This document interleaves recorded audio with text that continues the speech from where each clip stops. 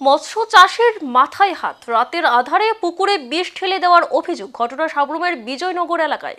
সংবাদের বিবরণে প্রকাশ, রাতের আধারে কে বা কাহারা প্রতিহিংসার বশবর্তী হয়ে সাবরুমের বটতলা পঞ্চায়েতের অধীন বিজয়নগর এলাকার এক মৎস্য চাষির পুকুরে বিষ ঢেলে দেয়। ওই ক্ষতিগ্রস্ত চাষির নাম মৃদুল মজুমদার। মৃদুল বাবু পেশায় ছিলেন একজন আর্মিম্যান। চাকুরি থেকে অবসর নেওয়ার পর মৎস্য চাষের মধ্য দিয়ে জীবিকা উপার্জনের নতুন পথ বেছে নেন। মৎস্য দপ্তরের পক্ষ থেকে ঋণ গ্রহণের মাধ্যমে বেশ কয়েকটি পুকুরে তিনি মৎস্য চাষ করতেন। প্রচুর শ্রমিক রয়েছে ওনার সাথে এই কাজে নিয়োজিত, যারা এই জীবিকা করে নিজেদের সংসার প্রতিপালন করছে। তাদের মধ্যে কেউ মাছ বিক্রি করে, কেউ মাছের রেণু এক পুকুর থেকে আরেক পুকুরে নিয়ে যায়।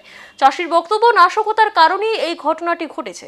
বর্তমানে এই ধরনের হিংসাত্মক কর্মকাণ্ডের ফলে প্রায় লক্ষাধিক টাকা ক্ষতির সম্মুখীন হন এই মৎস্য চাষী, যার কারণবশত ব্যাহত হবে আগামীর উপার্জন। এছাড়াও চাষের কাজে নিযুক্ত কর্মীদের রুজি রুটির উপরে এর ঘটনার প্রভাব পড়বে বলে জানান তিনি।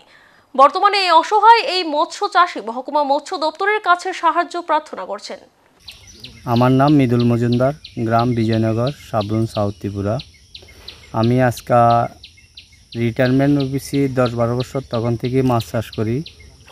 আমার জীবনে এমন কোনো ঘটনা হয়েছে না। আর আমার এখন এই পুকুরে কালকে সকালবেলা আইসি 1-2টা মাছ মারা যেতে দেখছি, কিন্তু রাত্রে হইতে হইতে সব মাছ মারা গেছে। এটা 2 কানির পুকুর। কিছুদিন আগে আমি পুকুরের মেনটেন্যান্সের লাগা ফিশারি লোন লইছি। লোন লইয়া তারপর পুকুরে আমি মাছ টাছ পালাইছি। এখন এটা কি করা যায় আমি তো জানি না। কোনো ফিশারির থেকে কোনো সুযোগ সুবিধা পাওয়া যায় না যায় আমি তো কইতাম পারি না। যদি পায় তাহলে তো ভালো হইব।